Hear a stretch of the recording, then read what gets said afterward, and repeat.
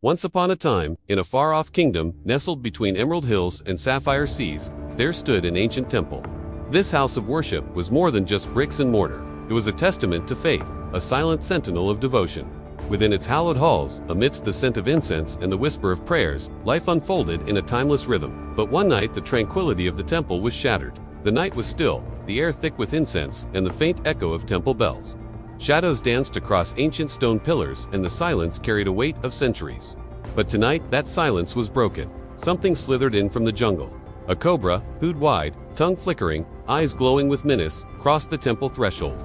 The guardians carved in stone could not move. The priests were long gone and the faithful slept in nearby huts. The temple stood defenseless, or so it seemed. The cobra's body glided over the cold marble floor. Its scales shimmered under the dim oil lamps, casting eerie reflections. It was not here by accident. The scent of offerings, the quiet hum of life within the temple walls had drawn it.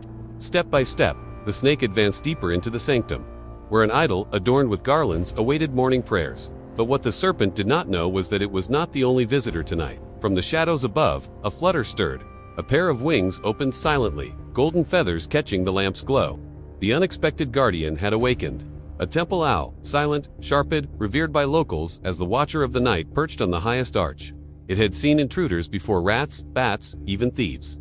But never something as dangerous as this. The cobra coiled, rising taller, as if sensing the predator's gaze. For a moment, time seemed to stop.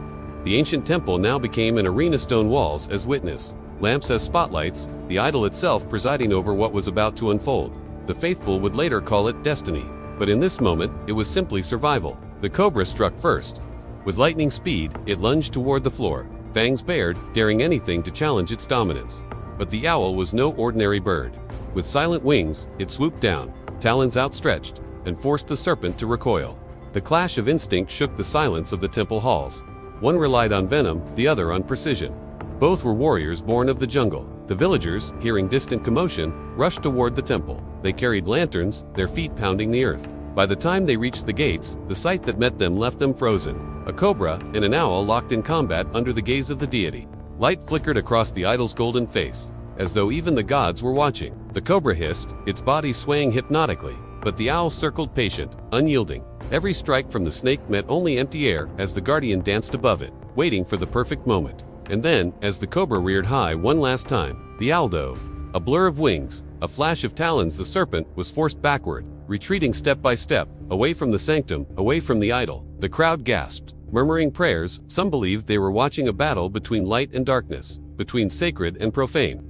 Others simply marveled at the bravery of a creature so often overlooked. The owl, a silent guardian, had stood where no human dared. At last, realizing defeat, the cobra slid away into the shadows from which it had come. The temple fell silent once more, but the air now carried a different weight, not of fear, but of reverence. The owl returned to its perch, calm, watchful, as though nothing had happened. The villagers bowed, not only to the idol, but also to the living protector above their heads. That night, stories spread like wildfire. By dawn, every household spoke of the temple guardian. Children whispered about the brave owl, elders recalled old legends, and priests declared it a divine sign. The cobra's intrusion was no accident, it was a test, and the guardian had answered, but beneath the awe lay a lesson. The villagers realized that protection does not always come from power or size. Sometimes it comes from vigilance, from patience, from courage hidden in silence. The owl had no venom, no massive strength, no loud roar, yet it had stood between danger and the sacred, and it had prevailed. And so, the temple lived on, not just as stone and prayer, but as a living reminder that even the smallest guardians can hold the line against the greatest threats. The idol remained untouched, the faithful unafraid, and the legend of the night spread far beyond the village. Years later, when travelers passed through, they too were told the tale.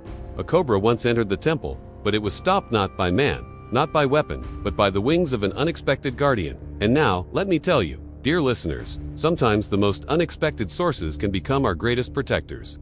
Do not judge a small bird that lives in your backyard to be weak. It might be stronger than you think. Likewise, do not underestimate those who seem insignificant to you. Their silence might be their strength. There are many people in the world who do good deeds, silently, without anyone knowing. Just as the owl quietly protected the temple, some individuals silently protect their communities.